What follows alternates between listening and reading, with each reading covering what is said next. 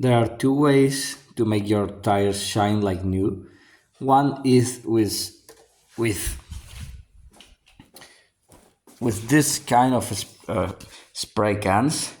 You just apply it to the tire and it shines. It is a more expensive way. Well, that one was a cheap spray from a Chinese store that let my tire kind of like that. It looks dirty after some months of using it. Um, Maybe there are better sprays. They are faster. But they are more expensive. And the other way to do it, it is just free.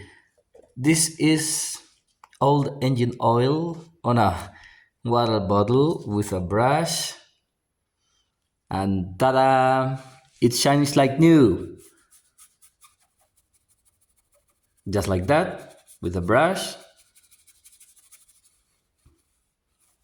and it is new. You are welcome for the tip.